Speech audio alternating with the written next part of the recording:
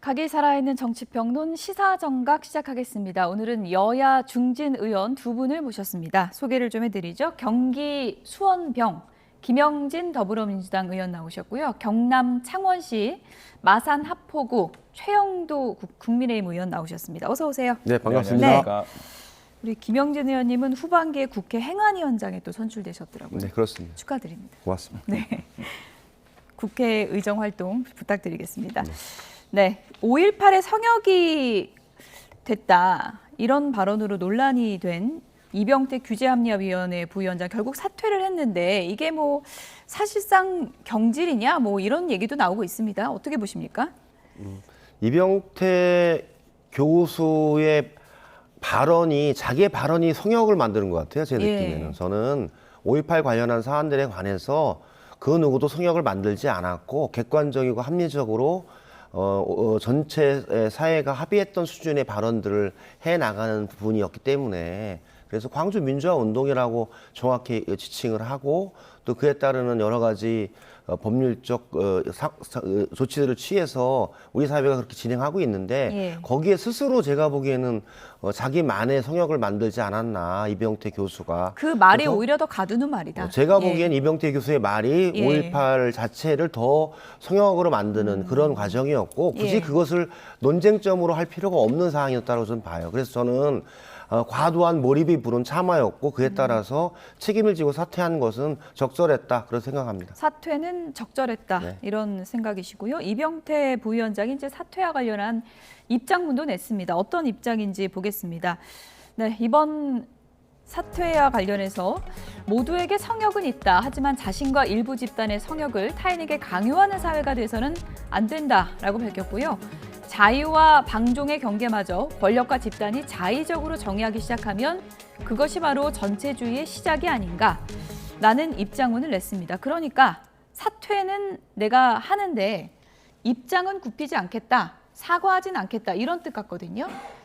네, 저 말은 사실 우리 자유민주주의 사회에서는 좀 새겨들어야 될 말 같습니다. 이 사안을 보면은 지금 이 말이 이렇게 된 이유가 이제 배재고등학교 학생들 그 말을 했던 배재고등학교 학생들에게 6개월 출전 정지라는 이제 중징계가 나왔습니다. 이 중징계에 대해서 이제 비판이 시작된 것인데 사실은 우리가 스타벅스 가야지라는 구호로 논란을 빚었던 배재고 야구 선수들과 교장 이 광주일고를 방문하지 않았습니까? 그리고 5.18 민주묘역도 참배를 했는데 그때 광주일고 학생들이 그리고 그 교장 선생님들이 보여준 태도가 정말 우리 사회에서 이렇게 눈여겨봐야 될 대목 같습니다. 용서하고 새롭게 시작하는 발걸음의 첫걸음을 뗐다. 이제 사실 이렇게 사과하고 잘못된 것을 스스로 깨닫고 또 그것을 더 큰 새로운 어떤 각오의 계기로 삼고 이것이 이제 민주주의 사회에서 논의의 흐름인데 이 배재고등학교 학생들 거의 선수 자격을 박탈해서 장래를 가로막을 정도의 심각한 사안이 되었습니다. 여기에 뭐 또 정부 여당의 많은 관계자들까지도 과시하고 하니까 이건 좀 심한 거 아니냐 이제 이런 이야기가 나왔던 것이고요. 이 부위원장 역시도 광주 민주화 운동 참여자와 희생자들이 이 땅의 민주주의를 위해 싸웠다고 지금도 믿는다. 그렇지만 그 5.18에 대한 이렇게 과민 반응, 그 어떤 표현을 조롱해서 일체 침묵하게 하고 입을 닥치게 하고 그걸 통해서 그 처벌을 감수하게 해야 하는 이런 정도의 상황은 아니지 않느냐라는 이제 지극히 당연한 이야기고요. 5.18을 조롱하고 폄훼하는 것이 또 안 되겠지만 그러나 표현의 자유를 지켜내는 것도 또 소중한 가치다 이렇게 하겠습니다. 이게 우리가 생각하는 사회적 가치라는 것은 마음속에서 우러날 만큼 이렇게 존중받고 이렇게 해서 지켜지는 것이지 그것이 어떤 표현을 하지 마라 어떤 표현은 억제하고 이렇게 해서 강제로 침묵시킬 수 있는 것은 아니거든요. 그리고 오히려 그런 태도야말로 자꾸 업무론이라든가 잘못된 생각들이 이게 우리 자유민주주의라는 것이 무엇입니까? 모든 것이 표현의 자유를 통해서 양지에서는 엄습한 업무론이 이렇게 스며들 공간이 없거든요. 햇볕을 고 김대중 대통령께서 말씀하셨지만 햇볕이야말로 그 관용이야말로 폭넓은 이런 어떤 이해야말로 그런 포용이야말로 정말 이런 것들에 대한 사회적 가치를 더 단단히 만드는 길이라고 생각합니다. 의원님은 그러면 이 사퇴 결정에 대해서는 반대하시는 건가요? 어떻게 보십니까? 근데 이건 뭐 대통령이 중도 인사를 해서 포용 인사로 이제 받아들인 거 아닙니까? 그래서 어제 우리 이종욱 국민의힘 의원이 적절한 말씀하셨는데 생각이 다른 목소리를 들을 자신도 없으면서 왜 이렇게 그런 발탁했느냐. 사실 정부 내에서 지금 몇 분의 그 국무위원급 분들이 말하자면 그 국무회의라는 자리는 찬반도 오가고 폭넓게 논의가 되어야지만이 이른바 그 레드팀이라는 게 있어야 안 되겠습니까? 이런 정도의 이야기를 했다고 그것이 이제 정부 여당 내의 큰 압력 요인으로 물러나게 된 것은 스스로의 그 이재명 정부의 실현과 통합 인사의 한계를 보여준 대목이라 생각합니다. 외연 확장한다더니 국민통합은 허울 뿐이다. 국민의힘에서는 이런 주장을 하고 있거든요. 그건 어떻게 들으셨어요? 이재명 대통령이 인사를 할 때 진영과 이념을 벗어나서 능력 위주로 진행하겠다라고 하는 원칙에 따라서 사실은 많은 중도 확장의 인사들을 기용을 했잖아요. 그리고 대부분의 분들은 각자의 영역에서 주요한 역할들을 잘 하고 계세요. 근데 이번에 이병태 그 규제합리화위원회 부위원장의 발언은 저는 다른 의견이 아니었던 것 같아요. 그거는 저희들이 다름을 존중하고 차이를 존중하지만 그것이 틀리거나 잘못된 의견까지 용인하지는 않는다라고 보거든요. 한마디로 표현의 자유를 저희들이 헌법이나 우리 생활에서도 표현의 자유는 전폭적으로 저희들이 용인하지만 그 표현의 자유가 개인의 인권이나 집단을 모욕한다든지 그 집단의 폄훼와 침해로 이어지는 것까지를 다 허용하는 건 아니고 그것은 대법원의 판결에 의해서도 표현의 자유의 범위를 타인에 대한 인권과 모독, 폄훼까지 이르지 않는 범위까지 허용하는 것으로 제가 보기엔 표현의 자유를 헌법적 가치로 인정하는 거잖아요. 근데 이번에 제가 보기에는 5.18을 탱크데이라든지 이렇게 모욕적이고 폄훼적인 발언에 대해서 비판적으로 얘기하는 게 마치 그게 표현의 자유로 포섭해서 포용할 수 있는 수준이냐? 저는 아니라고 보거든요. 그거는 5.18을 탱크데이로 폄훼하고 모독하고 하는 행위 자체는 저는 정확하게 비판해서 앞으로는 다시는 그런 말들이 횡행해서 보편적으로 언어로서 사용되면 안 되는 과정 아닙니까? 그건 저는 그게 우리 사회가 그것을 수십 년의 과정 속에서 합의했던 과정이기 때문에 그 사회적 합의와 상식을 지켜내는 것이 전 맞다라고 보고 그것이 표현의 자유라는 미명하에 그런 모욕과 폄훼적 발언들이 횡행하고 그것을 허용한다면 우리 사회의 통합과 여러 가지 인권이라든지 여러 가지 국민들이 가지고 있는 사회적 통합 자체를 저는 깨는 그런 행위로 가기 때문에 저는 그 범위를 벗어났다라는 생각이 들어서 이병태 교수의 얘기는 제가 보기엔 대단히 편향적이고 극단적인 형태의 표현의 자유를 가지고 대결을 우리 사회의 통합을 깨는 발언으로 가는 것은 타당하지 않다라는 생각이고 그래서 전 적절하게 사퇴한 것은 잘했다 그런 생각이고 이제 개인으로 돌아가서 공인의 위치가 아니라 개인으로 돌아가서 그런 얘기는 편하게 마음껏 하셔도 될 것 같습니다. 네. 의원님 잠시만요. 지금 속보가 한 가지 들어와서 속보를 좀 전해드리도록 하겠습니다. 장윤기 사건 관련해서 지금 속보가 들어왔습니다. 광주 광산경찰서 수사팀장 어제 경찰이 긴급 체포를 했죠. 증거인멸 혐의입니다. 그러니까 장윤기 부친과 수십 차례 통화를 하는 등 여러 가지 정보를 흘리면서 증거인멸을 도운 게 아니냐 그런 혐의인데요. 지금 들어온 속보에 따르면 경찰이 장윤기 사건의 수사팀장에 대해서 구속영장을 신청했다는 속보가 들어왔습니다. 다시 한번 전해드리겠습니다. 광주 광산경찰서 수사팀장 어제 긴급 체포가 됐고요. 증거인멸 혐의를 받고 있죠. 장윤기 부친에게 여러 정보를 흘린 혐의를 받고 있는데요. 지금 구속영장이 신청됐다는 속보가 막 들어왔습니다. 자세한 내용은 잠시 뒤에 시사정각 끝나고 취재기자 연결해서 전해드리도록 하겠습니다. 네, 이병태 부위원장 사퇴에 관련해서 얘기를 좀 나눠보고 있었는데 김영진 의원께서 이제 설명을 좀 해주셨고요. 그렇다면 의원님, 이재명 정부의 외연 확장 기조 이거는 지금 좀 꺾이는 겁니까? 아니면 그냥 밀고 나가는 겁니까? 어떻게 보십니까? 저는 외연 확장과 중도 확장을 통해서 사회 통합을 만들어 나가겠다라고 하는 이재명 대통령의 인사 원칙에는 저는 변함이 없을 것 같아요. 그래서 우리 사회에서 주요한 역할을 해왔던 많은 분들이 진영이나 정당, 뭐 이런 것에 의해서 막히는 것이 아니라 그분들의 역량과 능력이 우리 사회의 발전과 미래를 위해서 쓰이게 된다면 저는 앞으로도 더 적극적으로 중도 확장, 그다음에 외연 확장의 인사들을 저는 진행해 나갈 것이다. 그런 생각이 들고 예. 지금도 여러 분야에서 그런 분들이 각자의 영역과 여러 분야에서 사실 역할을 하고 임명에 대해서 활동하고 있다. 이런 생각이 듭니다. 실제로 외연 확장을 통해서 저희들이 농림부 장관도 윤석열 정부에서 일하셨던 분을 재임용해서 하는데 실제로 역량을 가지고 잘 일하고 계시기 때문에 예. 좋은 호평을 받고 있잖아요. 예. 저는 그게 전형적인 예다 그런 생각입니다. 의도는 그런데 뭐 계속 뭐 낙마하고 사퇴하면서 좀 잔혹사가 이어지는 거 아니냐 그런 얘기도 있는 것 같습니다. 네. 그러니까 이 문제를 다시 한번 생각할 것 같으면은 이게 이제 이병태 전 부위원장이 광주 문제를 직접 이야기한 게 아닙니다. 광주에 대한 무슨 표현을 이야기한 게 아니고 이런 지지죠. 사과와 용서로 해결해야 할 학생들의 잘못을 예.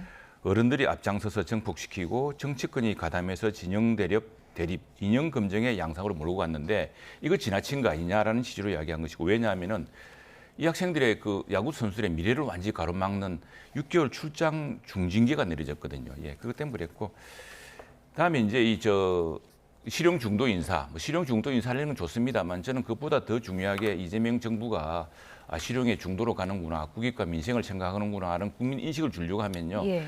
당장 지금 하고 있는 공소 취소, 특검 이 노력부터 하지 않겠다고 발표하시는 게 중요하다고 생각합니다. 이번 지방선거에서도 이른바 뉴 이재명이라 불렸던 새로운 중도 지지 세력들이 이거 공소 취소를 지방선거위에 하겠구나라는 이것 때문에 표가 많이 이탈했다는 거거든요. 예. 어쨌든 뭐 외연 확장 키워드는 민주당 전당대회에서도 상당히 좀 화두가 될 것 같고요. 김민석 전 총리가 자기 정치로 당정 협력에 혼선을 주고 있다. 정청래 전 대표를 직격하면서 어제 출마를 공식화했는데요. 이번엔 친청계가 치고 나왔습니다. 어떤 내용으로 김민석 전 총리를 공격하고 있는지 그래픽을 좀 보면서 얘기를 드리도록 하겠습니다. 네, 김민석 전 총리에 대해서 이성윤 더불어민주당 의원이 이런 공세를 펼쳤습니다. 내용을 좀 보여주실까요? 네, 김민석 전 총리 계엄 해제 국회 표결에 불참을 했다. 왜 표결에 참여하지 않았나라고 했고요. 이런 얘기도 했습니다. 감기약을 드시고 주무셨다고 하는데 잠을 자는 사람은 깨울 수 있어도 자는 척하는 사람은 깨울 수 없다고 하던데 그런 것인지 김민석 전 총리에게 묻고 싶다라면서 계엄의 밤 김민석 전 총리는 왜 국회 표결에 참여하지 않았나라고 의문을 제기했습니다. 네, 김민석 전 총리 친청계의 이런 공세에 대해서 오늘 아침 언론 인터뷰에서 이렇게 답변을 했습니다. 어떻게 답변을 했는지 내용을 좀 들어보시죠. 이성윤 최고위원이 네네. 그 말씀을 하셨던데 저는 네. 국민의힘에서 누가 얘기하나 사실 그렇게 생각했습니다. 그래서 무슨 꼭 대장동 때를 보는 것 같다 이런 생각을 했는데요.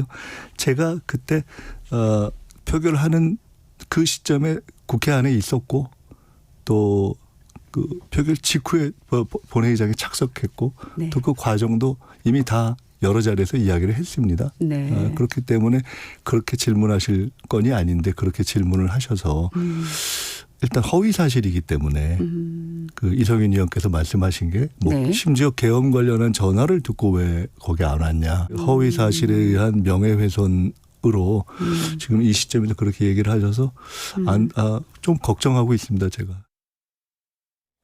네, 계엄의 밤에 국회 본회의장에 우리 김영진 의원 계셨잖아요. 있었습니다. 예, 김민석 전 총리 보셨습니까 그날? 그러니까 얘기했듯이 예. 그 당시에 뭐 한 180명 정도가 180명 국회 본회장이 있었기 때문에 누가 왔는지를 사실 확인하기는 어려워요. 저도 나중에 김민석 그 의원이 그 계엄 표결에 참여하지 않았다는 얘기를 나중에는 알았지.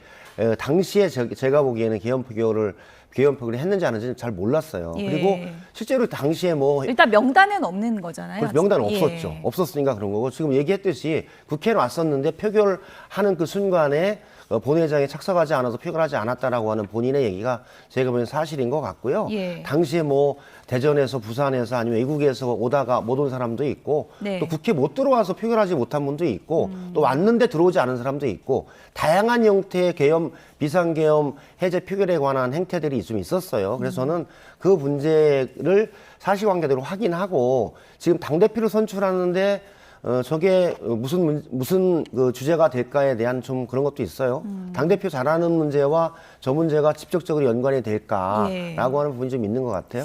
하지만 이제 민주당 지지층에게는 또 좀 상징적인 일이 될 수도 있어서 좀 그렇죠. 사실 여부는 좀 짚고 넘어가는 것도 좀 필요하다고 보는데 어떻게 보면 영등포울 국회에 또 국회가 있는 지역구 국회의원이기 때문에 뭐 가까이 있고 그래서 좀 늦게 올 이유가 어떤 게 있었을까 많은 추측을 낳게 하는 것 같긴 하거든요. 그 부분은 어떻게 보십니까? 그래서 뭐 본인이 예. 김민석 의원이 지금 인터뷰에서도 얘기했듯이 예. 국회 안에 와 있었고 그 표결 당시에 본회의장에 착석하지 않았다. 그리고 바로 표결 직후에 그 본회의장에 참석을 해서 후속 표결에 참여했다라고 얘기를 하고 있잖아요. 저는 그게 객관적인 사실이었고 그 평가들은 제가 보기엔 당원과 국민들이 할 것 같아요. 그리고 김민석 의원이 뭐 회피하거나 뭐 그럴 의도를 가지고 참여하지 않거나 그런 상황은 아니었던 것 같다라는 상황이고 그리고 김민석 의원이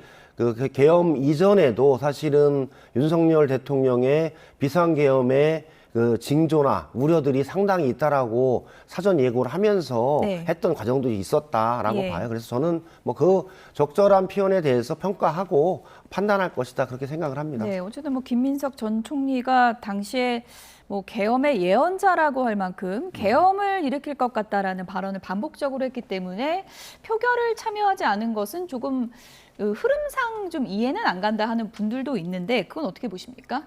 네, 이게 이제 민주당 내에서 그동안 이 계엄을 둘러싸고서 편가르기 하다가 자충수가 이제 생긴 거죠. 자, 그렇게 치면은 장동혁 대표는 계엄에 해제 표결에 참여했습니다. 일찍 들어가서. 그럼 어떻게 편가르기 하시랍니까, 지금?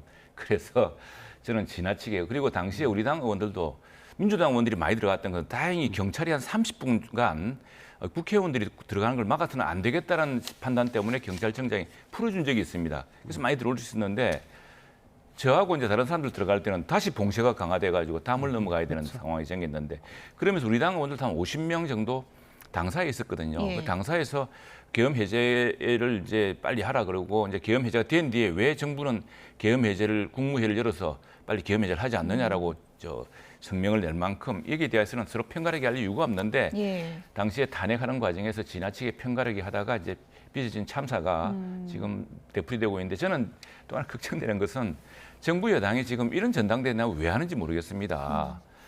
아니 저는 사실은 우리나라 이런 전당대, 우리나라 이런 당대표 제도에 세상에 세계 유례가 없습니다. 이런 거 하지 말고 좀 원내에 집중하고 그리고 각 정당이 선거를 잘할 수 있도록 항상 캠페인 정당을 만들고 그리고 후보들은 각각 프라이머리하고 코커스 같은 데서 뽑고 이런 시스템이 잘 갖추면 되는데 도대체 무엇 때문에 당대표 가지고 이렇게 목숨 걸고 여당에서 서로 없는 흠집까지 내가면서 이렇게 하는지 이게 정당이라는 것이요. 정당이라는 것이 어쨌든 우리 사회에 양 진영이 있고 이념이 있지 않습니까? 그렇다면 한 정당에서 내에서라도 통합이 이루어져서 더 큰 통합을 만들려면 기반을 만들어야 되는데 지금 우리 정당은 조그만 정당 내에서 또 부족을 만들어가 정치적 부족끼리 싸우는 이런 양상이 빚어지고 있는데 이게 당대표 제도 때문이다.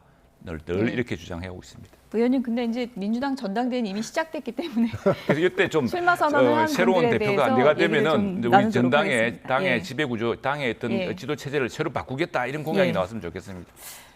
근데 그럼 말씀하신 내용을 네. 좀 들어보면 당시에 그 혼란스러운 상황을 네. 얘기를 하셨는데 그러면 김민석 전 총리가 어떻게 보면 그냥 표결에 단순 지각을 하게 된 거잖아요. 그 상황은 충분히 정황상 이해할 수 있다 이렇게 보시는 건가요? 그렇죠. 그 당시에 예.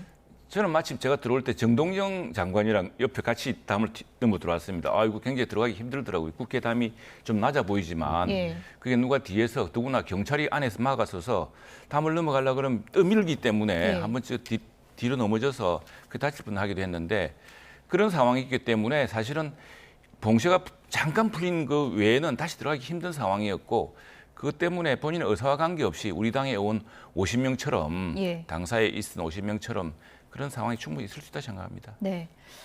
어쨌든 지금 뭐 전당대회가 가열되면서 이런 공방은 이제 계속될 수 있을 것 같고 친청계에서는 아마 토론회에서도 이 부분에 대해서 김민석 전 총리에게 집요하게 질문을 하지 않을까 그런 생각이 드는데 김민석 전 총리가 어쨌든 투명하게 좀 더 좀 구체적으로 밝혀야 되지 않을까 그런 생각은 드는데요. 김민석 전 총리가 어제 출마를 하면서 정청래 전 대표를 직격했습니다. 자기 정치하다가 굉장히 당을 어렵게 만들었다 이렇게 직격을 했는데 그 부분은 어떻게 보세요? 뭐 양 후보자의 입장이라서 예. 제가 뭐 대표로 출마하지 않았기 때문에 예. 지금 서로 경쟁하고 있는 후보의 입장을 제가 대변할 수는 없고요. 네. 김민석 총리가 바라보는 정청래 대표의 대표직의 활동과 역할에 대한 부분들에 대한 평가적 발언이다 이렇게 생각이 들고 이제 그거는 6.3 지방선거에서 서울시장을 좀 지고 여러 상징적인 곳에서 지면서 숫자로는 이겼지만 내용적으로는 패배한 부분에 관한 이 사항들을 얘기하면서 그런 평가를 하지 않았나 이런 생각을 하고 뭐 누구나 다 그렇게 평가를 해서 당대표의 경선에 나가기 때문에 김민석 총리에 대한 평가, 정청래 당대표 시기에 당대표 일련에 대한 평가들이 아마 전체적으로 다 같이 진행이 되는 그 과정이다. 그 속에서 나온 발언이다. 이렇게 보고 있습니다. 네, 정청래 전 대표도 조금 전에 SNS에 이 지적과 관련해서 글을 올려서 이 내용도 좀 잠시 소개를 해드리겠습니다. 정청래 전 대표가 자기 정치하고 있는 거 아니냐라는 김민석 전 총리의 비판에 대해서 정청래 전 대표 SNS를 올렸네요. 김민석 전 총리한 말로 자기 정치의 대표적 사례다 이렇게 맞받아쳤습니다. 국정에만 전념을 해야 할 국무총리가 TPO에 맞지 않게 당대표가 로망이다 이런 발언을 해서 평지풍파를 일으켰다라면서 김민석 전 총리를 직격했습니다. 김영준 의원님, 이 글 보니까 일각에서 나오는 불출마설은 사실이 아닐 것 같은데 어떻게 보십니까? 이런 정도면은 정청래 대표가 출마하겠다라는 의지를 분명히 한 거 아닙니까? 예. 저는 뭐 저도 개인적으로 정청래 대표하고 잘 알고 김민석 총리하고 잘 알지만 예. 현재는 본인이 출마해서 본인의 1년 당대표 그 활동에 대한 평가를 받겠다라는 얘기를 했고 서로 저렇게 날선 각을 가지고 제가 보기엔 발언을 하는 걸 보니 예. 아마 끝까지 갈 것이다 이런 예측이 되네요.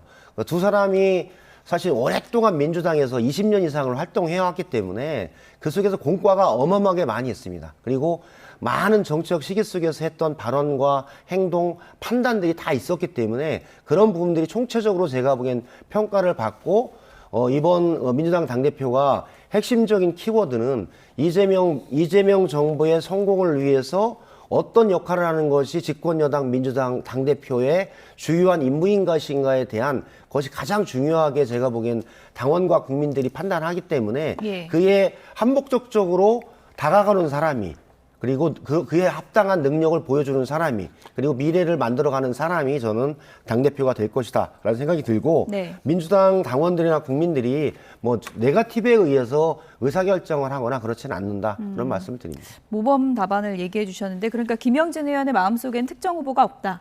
난 중립이다. 뭐 저는 지금 국회의원으로서 예. 중립의 의무가 있어서 예. 지금 중립을 지키고 예. 정말 좋은 사람이 예. 당대표가 돼서 이재명 정부의 성공과 민주당의 28년 총선 승리를 이끌어 나가는 예. 통합과 단결의 민주당의 길을 가는 사람이 저는 이겼으면 좋겠다 그런 생각입니다. 방송은 그렇게 하시지만 마음속엔 있으시죠? 중립입니다. 중립입니까? 네, 제가 국회의원 중립해야 관련해서는 더 이상 질문을 드리지 네네. 않겠습니다. 민주당 전대 열기도 상당히 뜨겁지만 배제고 사태로 인해서 정치권의 이념 논쟁도 상당히 뜨겁습니다. 오늘 마침 경남이 지역구인 최영도 의원이 나오셨는데 조국 전 대표가 이른바 일배 논란, 그러니까 일배 감별법 이 얘기를 했습니다. 걸그룹의 원희 씨가 무섭노라고 한 발언을 두고 이거 사투리가 아니다. 이건 경남 사투리가 아니라 일배 표현이다라고 했는데 어떻게 들으셨습니까? 그러니까 대표적인 경남 사투리의 뭐라카노 이런 게 지금 뭐라카노, 예. 조국 당대표 뭐라카입니까 이제 예. 뭐라카노 노자 많이 쓰죠. 그런데 그 아마 이게 노무현 대통령을 비하하게 폄훼하는 것 아니냐 이런 취지 같은데 정말 하늘에 계신 노무현 대통령이 알면은 통탄할 거라고 생각을 합니다. 무슨 이런 논란을 벌입니까? 그리고 아마 이분이 거제도 출신이죠 아마. 그래서 이분 때문에 좀 거제도가 관광이 되고 있습니다. 예. 예, 거제도 관광이 붐이 일어서 지역에서 모처럼 이분이 자기 고향 거제도를 향해서 야호 불렀다고 거제 야호인가 이게 하나의 구호가 되어서 사람들이 거제도 가보자. 뭐 거제도 워낙 유명한 의원님 곳이지만 유튜브 많이 보시나 봐요. 아니 그건 유명한 이야기니까. 예. 그런데 모르시는 분들도 많아서. 예. 근데 뭐라카노 뭐 이런 건 참 유명한 이야기다. 뭐 그러니까 사투리로 흔하게 쓰이는 표현이다. 많이 쓰는 용어죠. 근데 이걸 가지고 너무 정치화하는 게 저는 이런 게 걱정스럽습니다. 뭐 이렇게까지 해야 되나? 편을 갈라야 전당대에서도 표를 가지고 보십시오. 지금 민주당 전당대 위험해 보이는 까닭이 뭐 이런 식으로 해서 이제 자꾸 이제 편을 가르는 겁니다. 그래서 자기 편 왜냐? 민주당 전당대회는 전 국민이 참여하는 것도 아니고 당원 중에 아주 전부가 참여하는 것도 아닙니다. 그렇다면은 뭐 금수완박에 이어서 수사권 완전 보안 수사권 박탈, 다음에 뭐 공소취소 특검법 추진 이런 민주당에게 결코 유리하지 않은 이런 문제를 극단적으로 밀어붙이는 주장하는 세력들이 결국 똘똘 한 20-30% 뭉쳐서 당대표를 뽑는 선거인데 그러다 보니까 국무총리를 하던 분도 대통령은 지금 검찰의 보안 수사권이 살아야 형사 사건을 빨리 해결하고 범죄 피해도 빨리 구제할 수 있다 이 생각을 하는데 지금 여기 당심 20% 이상 얻겠다고 김민석 전 총리까지도 자기도 뭐 보안 수사권 원래부터 반대했다 이렇게 하니 이 나라가 어디로 가겠습니까? 걱정이 이만저만이 아닙니다. 네, 박지원 의원은 조국 전 대표의 이런 표현에 대해서 오늘 언론 인터뷰에서 이런 얘기를 했습니다. 잠시 들어보시죠. 조국 전 대표가 고독하고 외로운 것 같아요. 그냥 참고 기다리러 갔어요. 정치적 기회가 올 수 있도록 만들어가는 것이 정치인이지 전화위로 계기로 삼아서 절대 좌절하지 않고 앞으로 길이 창창한 분 아니에요. 그런 불필요한 것을 얘기해가지고 사람이 외롭고 고독할 때는 좀 참는 그런 지혜를 가지고 있어야 큰 사람 된다고 말씀 전하세요. 조국 전 대표가 선택해서 국회의원 한번 하려고 출마한 게 아니잖아요. 네, 제작진이 음악도 참 쓸쓸한 음악을 깔았는데 조국 전 대표가 외롭고 고독한 것 같다. 박지원 의원이 이런 얘기를 해주셨는데 이제 평택 선거도 좀 떨어지고 언론의 관심도 많이 멀어지고 하다 보니까 조국 전 대표가 조급한 거 아니냐 이런 얘기들이 나오고 있습니다. 정치 선배로서 좀 얘기 좀 해주시죠. 뭐 그럴 수도 있죠. 사실은 그리고 평택 그 선거에서의 패배는 아마 본인의 정치적인 이 과정에서 엄청난 충격과 그 괴로움이 좀 있었을 것 같아요. 그래서 그 괴로움과 어려움을 극복하는 시기인 것 같고 그 속에서 잘했으면 좋겠다라는 게 많은 사람들의 생각인데 저는 뭐 와그라노 뭐 이렇게 노자를 가지고 그렇게 너무 심하게 그 비약해서 하는 것보다는 저는 그런 비하 발언 이런 부분들은 사실은 지속적이고 반복적으로 하면서 그것이 왜곡과 모욕으로 전환이 됐을 때 그렇게 하지 말라고 하는 것이 적정하지. 그렇게 한번 이렇게 그런 정도의 발언을 가지고 일배다 이렇게 칭하는 것 자체는 또 너무 과하게 얘기한 게 아닌가라는 생각이 들어요. 저는 그래서 그런 정도는 저는 아까 얘기했던 이병태 교수가 얘기했던 표현의 자유 이런 정도로 우리 사회가 인정하고 그것이 더 그 비약해가지고 남을 모욕하거나 폄훼하는 것을 가지 않는다면 저는 뭐 그것까지 저희들이 편을 갈라서 일배다 아니다 이렇게 하는 건 적정하지는 않은 것 같아요. 네, 외롭고 고독해도 이러면 안 된다. 얘기를 해주셨습니다. 끝으로 국민의힘 징계 문제 얘기를 좀 해봐야 될 것 같은데 윤리위가 이제 재가동됐다고 하던데요, 의원님. 근데 지금 일각의 보도를 보니까 어제 정족수 못 채워서 못 열렸다 이런 얘기도 있더라고요. 네, 뭐 그런데다가 우리 김재원 최고위원이 이게 이 징계라는 걸 통해서 당이 혼란스럽게 되면은 그건 징계의 목적과도 응하지 않느냐라는 말 만큼 조심스러운 분위기가 많습니다. 윤리가 열린 건 맞아요? 오늘 아마 못 열리지 못했다는 거죠. 정족수 미달로. 그러니까 뭐 내부적으로는 독립기구니까 확인이 안 되는 건가요? 그렇습니다. 저도 언론 보도를 보고 알았습니다. 그렇습니까? 근데 두 명에서 물론 일벌백 하려면 일벌백계를 해야 되고요. 이렇게 계속 징계로 나가는 것은 더구나 정당은 정치적 통합력과 이런 포용력으로 풀어나가야 되는 곳이지 정당에서 그 검찰도 아니고 경찰도 아니고 징계하고 수사하고 이런 게 정당의 일이 아니지 않습니까?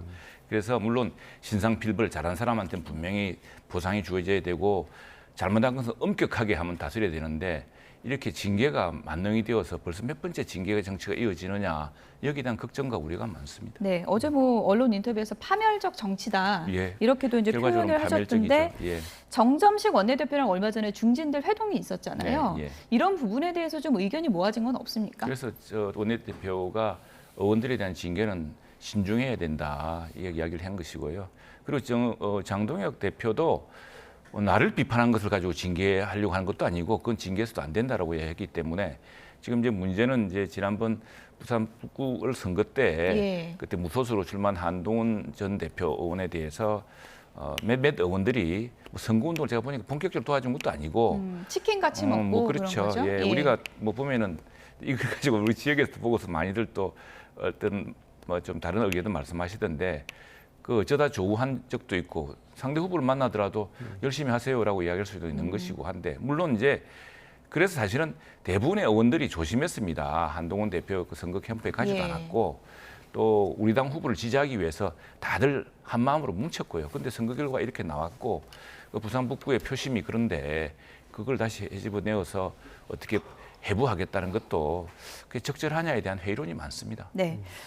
일단 징계 명단에 조경태 의원과 박정훈 의원도 올라와 있는데요. 이 의원들이 오늘 아침 언론 인터뷰에서 이 징계 대상에 거론되는 것을 놓고 이렇게 반박했습니다. 들어보시죠.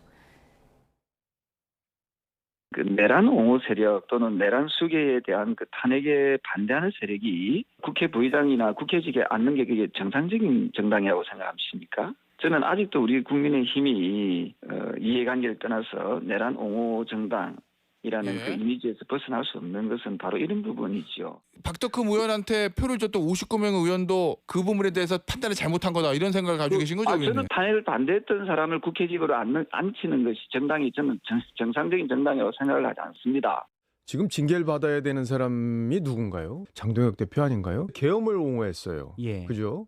시내 게시가 있었다는 취지 얘기를 했고요. 그리고 윤어게인 세력과 공조를 하는 모습을 보였어요. 그 다 해당 행위 아닌가요? 그리고요.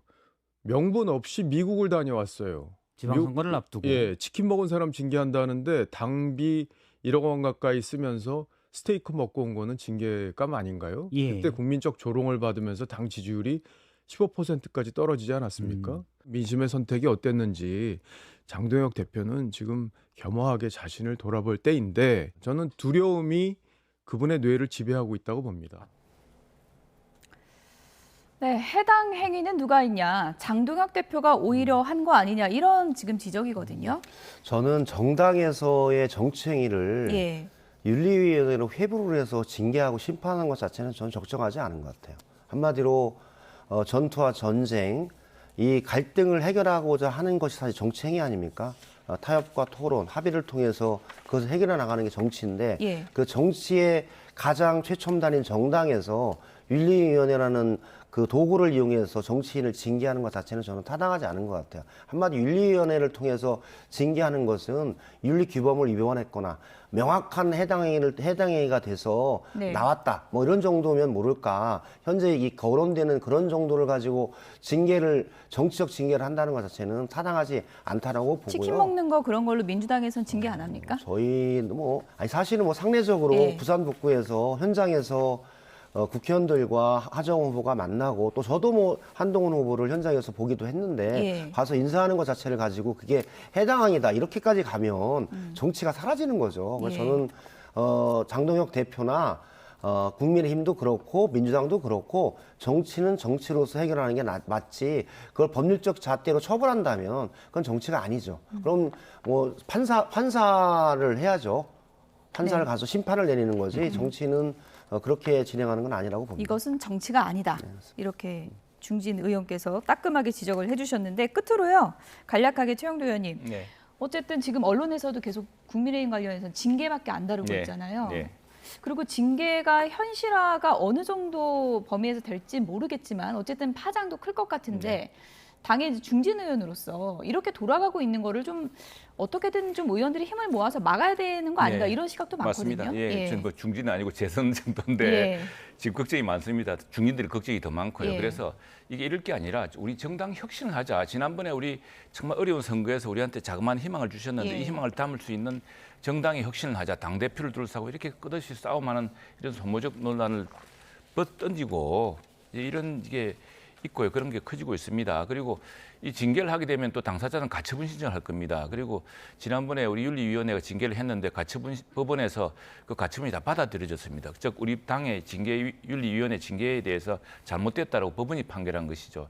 이런 끝없는 악순환 안 좋다 생각하고 이건 뭐 일정한 수준에서 멈춰야 된다 생각을 합니다. 그리고 또 하나 지금 우리가 지금 오늘부터 시행되는 이른바 우리가 말하는 온라인 입틀막법, 정보통신망법, 가짜뉴스 방지법 이게 보면은 우리가 지키려고 하는 자유가 표현의 자유, 비판의 자유입니다. 그리고 권력을 감시하는 거, 당내 권력도 감시해야죠. 그리고 우리가 이병태 전 부위원장의 사퇴에 대해서 이 정부가 잘못하고 있다고 생각하는 게 뭡니까?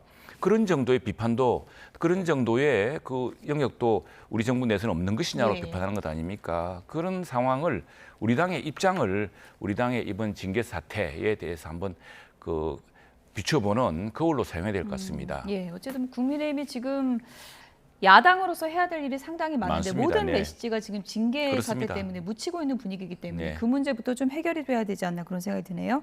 김영진 더불어민주당 의원, 경남 창원시 마산학부구 최영두 국민의힘 의원 두 분이었습니다. 고맙습니다. 네, 감사합니다.